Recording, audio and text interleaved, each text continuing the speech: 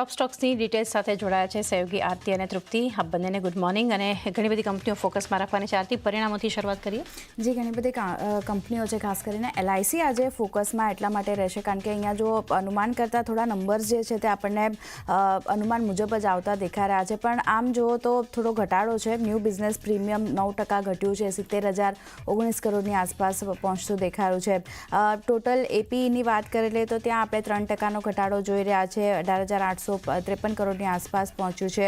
સામે total retail EPEની જો વાત કરી લઈએ APE તો ત્યાં પણ 9%નો ઘટાડો આપણે જોઈ રહ્યા છે. અને વેલ્યુ ઓફ ન્યૂ બિઝનેસ એટલે કે VNBની વાત કરી લઈએ તો ત્યાં ખાસો એવો ઘટાડો 14%નો ઘટાડો આપણે જોયો છે અને 3,534 કરોડની આસપાસ પહોંચ્યો છે VNB માર્જિનમાં પણ એક ઘટાડો જોઈ રહ્યા છે આપણે 21.1%ની સામે 18.75% પર VNB માર્જિન આપણને આવતા દેખાયા છે. તો અહીંયા નંબર્સ આપણે કમ્પેરેટિવલી જોઈએ તો થોડાક નબળા છે, પણ અનુમાન જે હતું એના કરતાં એના મુજબ જ નંબર્સ આવતા દેખાયા છે. તો LIC આજે કઈ રીતે રિએક્ટ કરે છે એના પર ખાસ ફોકસ કરવાનું રહેશે. ઘણા બધા બ્રોકરેજીસ પણ આવ્યા છે. નજર કરી લઈએ તો સૌથી પહેલાં ગોલ્ડમેન સેશ જો ન્યુટ્રલ કોલ આપી રહ્યા છે 880 રૂપિયા પ્રતિ શેરના લક્ષ્ય સાથે. તેમનું કહેવું છે Q4માં APE 4% અનુમાન કરતાં ઓછો રહ્યો છે, પણ VNB જે છે તે ખાસ કરીને ઇનલાઇન રહેતા દેખાયા છે. એને કારણે તેઓ ન્યુટ્રલ કોલ આપી રહ્યા છે. બીજી બાજુ મોતીલાલ ઓસવાલ બાય કોલ આપી રહ્યા છે 1,050 રૂપિયા પ્રતિ શેરના લક્ષ્ય સાથે. તેમનું કહેવું છે તે પણ માની રહ્યા છે કે APE જે છે તે ડિક્લાઇન થતા દેખાયા છે. VNB માર્જિન ખાસ કરીને યર ઓન યર બેઝિસ પર એક્સપાન્ડ થયા છે. તો અહીંયા એને કારણે તેઓ બાય કોલ આપી રહ્યા છે. મેક્વારીના રિપોર્ટની વાત કરી લઈએ તેઓએ આઉટપરફોર્મ કોલ આપ્યો છે. લક્ષ્યાંક 1,215 રૂપિયા પ્રતિ શેરના તેમના તરફથી કરવામાં આવ્યા છે.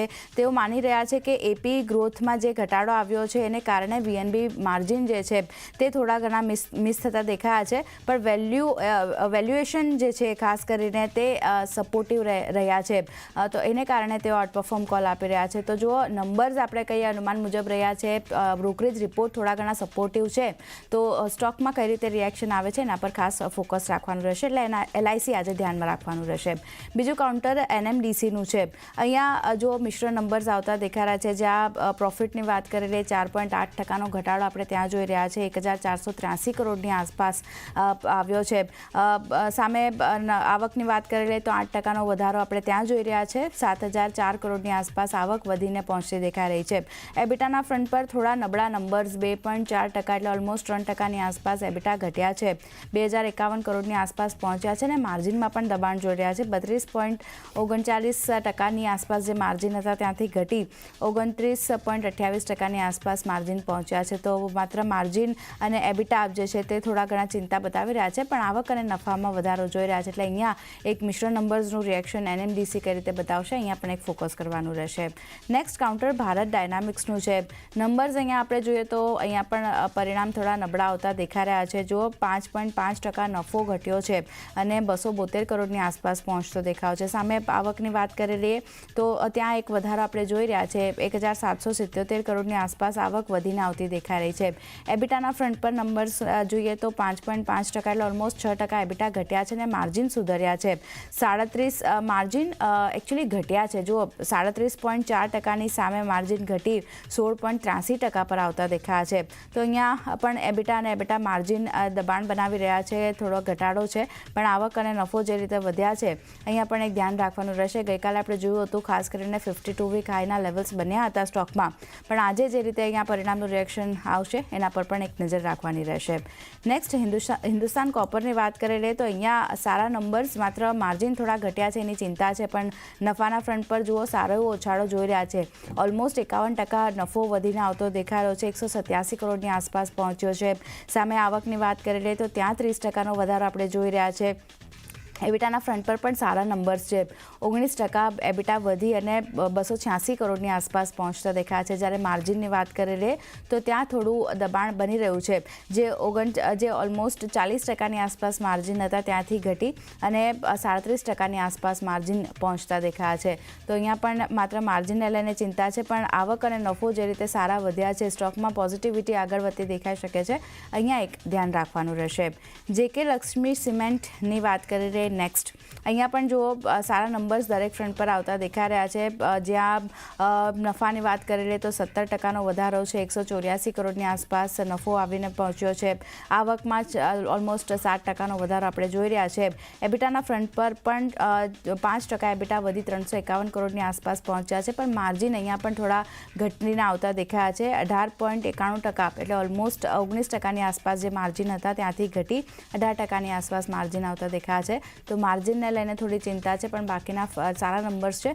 અહીંયા સ્ટોક કઈ રીતે રિએક્ટ કરે છે એ પણ ધ્યાન રાખવાનું રહેશે. RCFની વાત કરી રહી, ગઈકાલે ઓવરઓલ ફર્ટિલાઇઝર કાઉન્ટર ફોકસમાં રહેતા દેખાતા. પોઝિટિવિટી આપણે જોઈ હતી RCFમાં. આજે અહીંયા નંબર્સ જે રીતે આવ્યા છે, થોડું દબાણ જે છે તે આપણને બનતું દેખાઈ શકે છે. નફો 23% આસપાસનો ઘટાડો જોઈ રહ્યા છે. આવકની વાત કરી રહી, ત્યાં 4%નો ઘટાડો છે. એબિટાના ફ્રન્ટ પર પણ જુઓ ઓલમોસ્ટ 9% એબિટા ઘટી 178 કરોડની આસપાસ પહોંચ્યા છે યર ઓન યર બેઝિસ પર. અને માર્જિન જે 5% પર હતા ત્યાંથી ઘટી 4%ની આસપાસ પહોંચતા દેખાય છે. તો દરેક ફ્રન્ટ પર ખરાબ નંબર્સ છે. RCF આજે ક્યાંક નેગેટિવિટી બનતી દેખાઈ શકે છે, ધ્યાન રાખવાનું રહેશે. નેક્સ્ટ કાઉન્ટર ITIનું છે. અહીંયા પોઝિટિવિટી જોવા એટલા માટે મળી શકે છે કારણ કે કંપનીની જે ખોટ હતી તે ઓછી થતી દેખાઈ રહી છે. જો 238 કરોડની ખોટ હતી એની સામે 4.4 કરોડની ખોટ, એટલે ખોટમાં એક ઘટાડો આપણે જોઈ રહ્યા છે. સામે આવકમાં 74%નો વધારો છે. અહીંયા પણ એક સારા નંબર્સ આવતા દેખાયા છે. 3 ડિજિટમાંથી 4 ડિજિટમાં નંબર પહોંચ્યો છે આવકનો. એબિટા લોસની વાત કરી રહી તો જે 173 કરોડની ખોટ હતી એની સામે 28 કરોડની ખોટ એબિટાની આપણને થતી દેખાઈ રહી છે. એટલે અહીંયા પણ એક ઘટાડો આપણે જોઈ રહ્યા છે. એટલે પોઝિટિવિટી સ્ટોક બતાવી શકે છે. સારા નંબર્સ અહીંયા આવતા દેખાયા છે. ITI પર ખાસ એક ધ્યાન રાખવાનું રહેશે. અને છેલ્લે મારા તરફથી EID પેરીની વાત કરી લઈએ તો દરેક ફ્રન્ટ પર સારા નંબર્સ. અહીંયા પણ માત્ર માર્જિન થોડા ચિંતા બતાવી રહ્યા છે, પણ નફો જુઓ સારો એવો 30%, 31%ની આસપાસનો વધારો આપણે ત્યાં જોઈ રહ્યા છે. સામે આવકમાં 23%નો વધારો છે. 6,811 કરોડની આસપાસ આવક પહોંચી છે. એબિટાના ફ્રન્ટ પર પણ 13% એબિટા વધી 530 કરોડની આસપાસ યર ઓન યર બેઝિસ પર આવતા દેખાયા છે. પણ માર્જિન થોડા ઘટ્યા છે. જે 9% પર હતા ત્યાંથી ઘટી અને 8%ની આસપાસ માર્જિન આવતા દેખાયા છે. તો અહીંયા પણ માર્જિનને લઈને થોડી ચિંતા છે, પણ બાકીના ફ્રન્ટ પર જે સારા નંબર્સ છે અહીંયા પણ સ્ટોકમાં કઈ રીતે રિએક્ટ કરે છે EID પેરી પર પણ નજર રાખવાની રહેશે. ઘણા બધા કાઉન્ટરો છે, ખાસ કરીને LIC, NMDC ભારત, ડાયનામિક્સ જેવા કાઉન્ટરો છે જ્યાં એક ફોકસ કરવાનું રહેશે. પણ એ સિવાય પણ તૃપ્તિ ઘણા બધા કાઉન્ટર છે જે આપણે નજર રાખવાની રહેશે. સમાચારનું રિએક્શન સાથે પરિણામનું રિએક્શન આપણને જોવા મળશે. ક્યાં ફોકસ? ગુડ મોર્નિંગ આરતી. હું પણ શરૂઆત રિઝલ્ટથી જ કરીશ. તો ખાસ કરીને એડલવાઇઝ એટલે કે જે નોવામા વેલ્થ મેનેજમેન્ટ તરીકે અત્યારે જે નામ આપણે ફેમસ છે તેના કોડ 4ના રિઝલ્ટ આવતા જોવા મળ્યા છે. ખૂબ જ પોઝિટિવ નંબર્સ અહીં આપણે જોઈ રહ્યા છે. નફાના ફ્રન્ટ પર આપણને લગભગ 78%નો અહીંયા ગ્રોથ જોવા મળ્યો છે અને લગભગ 67 કરોડ પર આપણને નફો જે તે વાર્ષિક ધોરણે અહીંયા આપણને આવતો જોવા મળી રહ્યો છે. આવકના ફ્રન્ટ પર પોઝિટિવ નંબર્સ છે. લગભગ 16.5% આપણને આવક જે છે તે અહીંયા વધતી જોવા મળી છે. 482 કરોડ પર આપણને આવકના નંબર્સ આપણે જોઈ રહ્યા છે. એબિટાના ફ્રન્ટ પર પણ પોઝિટિવ નંબર્સ છે. 129 કરોડની સામે આપણને 174 કરોડ પર આપણને એબિટાસ જે છે તે લગભગ 35% અહીંયા વધતા જોવા મળ્યા છે. માર્જિનના ફ્રન્ટ પર પણ આપણને પોઝિટિવ નંબર્સ જ જોવા મળ્યા છે. વાર્ષિક ધોરણે 31.2%ની સામે આપણને 36% પર આપણને માર્જિન્સ જે છે અહીંયા આવતા જોવા મળ્યા છે. એટલે ખૂબ જ પોઝિટિવ નંબર્સ એટલે આ કાઉન્ટર પર આજે ફોકસ રાખવાનું રહેશે. ત્યારબાદ નજર કરશું બોસ પર. અહીંયા કોડ 4ના આપણને પરિણામ આવતા જોવા મળ્યા છે. નફાના ફ્રન્ટ પર આપણને એક મામૂલી એવું દબાણ જોવા મળ્યું છે અને 564 કરોડની સામે 554 કરોડ પર આપણને નફો જે છે તે વાર્ષિક ધોરણે આવતો જોવા મળી રહ્યો છે. આવકના ફ્રન્ટ પર નજર કરશું તો લગભગ આપણને 5,233 કરોડની સામે 4,910 કરોડ પર આપણને આવકના નંબર્સ જે છે અહીંયા આવતા જોવા મળી રહ્યા છે. પરંતુ એબિટાના ફ્રન્ટ પર નજર કરીએ ત્યાં 100%નો આપણને ગ્રોથ જોવા મળ્યો છે અને 647 કરોડ પર વાર્ષિક ધોરણે આપણને એબિટાસના નંબર્સ આપણે અહીંયા જોઈ રહ્યા છે. માર્જિનના ફ્રન્ટ પર નજર કરશું, ફ્લેટ માર્જિન છે. 13.17% પર આપણને માર્જિન્સ અહીંયા હાલમાં આપણને જોવા મળ્યા છે અને એટલું જ નહીં, કંપનીએ FY25 માટે 512 રૂપિયા પ્રતિ શેર ડિવિડન્ડની તેમને જાહેરાત કરી છે. એટલે કાઉન્ટર ફરી આપણા ફોકસમાં જોવા મળી શકે છે. ત્યારબાદ આજના સૌથી મોટા ન્યૂઝ કહી શકાય કે હેડલાઇન્સ ન્યૂઝ જે છે તે ITC. અહીંયા કંપનીને એક મોટી બ્લોક ડીલ થવાના સમાચાર આપણી સમક્ષ આવતા જોવા મળી રહ્યા છે. ITCમાં આજે એક મોટી બ્લોક ડીલ થવાની શક્યતા છે તે અહીંયા જોવા મળી રહી છે અને લગભગ 11,600 કરોડની બ્લોક ડીલ જે છે તે અહીંયા થઈ શકે છે. ખાસ કરીને BTA જે છે એટલે કે બ્રિટિશ અમેરિકન ટોબેકો PLC આ જે કંપની જે છે તે પોતે આઈટીસીમાં ખાસ કરીને હિસ્સો જે છે અહીંયા વેચી શકે છે. 2.3% હિસ્સો તેઓ બ્લોક ડીલ દ્વારા અહીંયા વેચી શકે છે. પહેલાં અનુમાન હતું કદાચ તેઓ બ્લોક ડીલ કે તેઓ પોતે અહીંયા હિસ્સો નહીં વેચે, પરંતુ હવે તેમને અહીંયા ડિક્લેર કર્યું છે કે તેઓ બ્લોક ડીલ દ્વારા અહીંયા હિસ્સો વેચશે અને લગભગ 29 કરોડ શેર્સ જે છે BTA જે છે અહીંયા વેચી શકે છે. અને આ બ્લોક ડીલ માટેની અગર ફ્લો પ્રાઇસની વાત કરશું તો તે 400 રૂપિયા પ્રતિ શેરથી છે, એટલે કરંટ પ્રાઇસથી લગભગ 8% ડિસ્કાઉન્ટ પર આપણને આજે બ્લોક ડીલ થતી જોવા મળી શકે છે. અને ગઈકાલે પણ જોયું કે આપણને આઈટીસીમાં એક સારું દબાણ જોવા મળ્યું હતું, જેને નિફ્ટીના ફ્રન્ટ પર એક પ્રેશર પણ આપણને આપતું જોવા મળ્યું હતું. અને આજે એક મોટી બ્લોક ડીલ થવાની અપેક્ષા આપણે જોઈ રહ્યા છે, એ પણ 8% ડિસ્કાઉન્ટ પર. એટલે આ કાઉન્ટર ખાસ કરીને આજે ફોકસમાં જોવા મળી શકે છે. અને ખાસ કરીને ગોલ્ડમેન સેક્સ અને સિટી જે છે તે બ્લોક ડીલ માટે અહીંયા બ્રોકર તરીકે આપણને જોવા મળી શકે છે. ત્યારબાદ નજર કરશું ટાટા સ્ટીલ પર. અહીંયા ખાસ કરીને તેમને હાઈકોર્ટમાં તેમને અહીંયા અરજી કરી છે. ટાટા સ્ટીલે દિલ્હી હાઈકોર્ટમાં તેમને કોલ માઇન્સ મામલે અહીંયા અરજી કરી છે. મેટર એ છે કે 757 કરોડના વળતર સહિત રાહતની માંગ માટે તેમને અહીંયા અરજી કરી છે. એકચ્યુઅલી સુપ્રીમ કોર્ટ દ્વારા ઓડિશામાં તેમની પરાતપરા જે કોલ બ્લોક માઇન્સ છે તેની ફાળવણીને રદ કરવા બદલ વ્યાજ સહિત 757 કરોડ રૂપિયાની માંગણી કરવામાં આવી હતી. તેની સામે કંપનીએ અહીંયા દિલ્હી હાઈકોર્ટમાં તેમને અરજી કરી છે. કંપનીએ પણ દાવો કર્યો છે કે 2014માં રદ કરતા પહેલાં તેમને બ્લોક ડીલ આ જે બ્લોક છે કોલ બ્લોક તેના પર ઘણા બધા ડેવલપમેન્ટ્સ પણ કર્યા છે. તેની પાછળ કંપનીને ઘણો મોટો ખર્ચ પણ થયો હતો.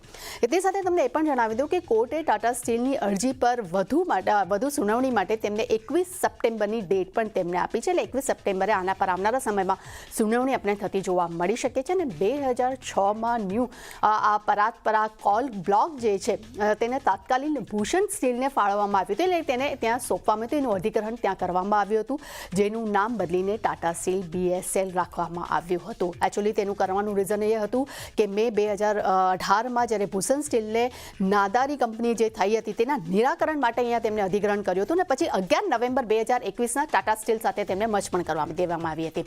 પરંતુ આ ખૂબ જ એક ઇમ્પોર્ટન્ટ ન્યૂઝ છે, એટલે જોવાનું રહેશે કેવી રીતે આઉટકમ આવે છે, દિલ્હી હાઈકોર્ટ શું નિર્ણય આપે છે તેના પર ખાસ ફોકસ રહેશે.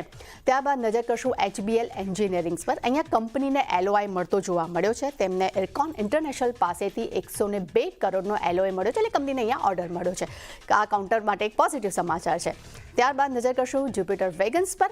અહીંયા ખાસ કરીને જ્યુપિટર ઇલેક્ટ્રિક મોબિલિટી જે છે તેને પિકઅપ સાથે, એટલે પિકઅપ નામની કંપની છે તેની સાથે અહીંયા તેમને MOU કર્યા છે. જ્યુપિટર વેગન્સની સબસિડરી કંપની છે આ જ્યુપિટર ઇલેક્ટ્રિક મોબિલિટી, અને 300 ઇલેક્ટ્રિક LCVની ડેવલપમેન્ટ માટે અહીંયા આપણને MOU થતા જોવા મળ્યા છે. અને પિકઅપ જે કંપની જે છે તે દિલ્હીની લોજિસ્ટિક પ્લેટફોર્મ કંપની તરીકે ઓળખાતી કંપની છે. એટલે આ કાઉન્ટર પર આપણા ફોકસમાં જોવા મળી શકે છે.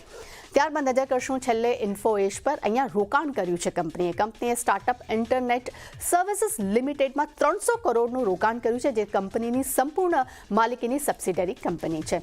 એટલે ચારની નો ડાઉટ ઘણા બધા ન્યૂઝ છે, પરંતુ આજે આઈટીસી 100% ખૂબ જ આપણને એક મોટું આઉટકમ અહીંયા જોવા મળી શકે છે કે તેના પર શું આઉટકમ આવે છે, કેવી રીતે રિએક્શન આવે છે બ્લોક ડીલનું. ત્યારબાદ આ કાઉન્ટરનું ઇમ્પેક્ટ આપણને કદાચ ઇન્ડેક્સ પર પણ જોવા મળી શકે. જી, ડેફિનેટલી.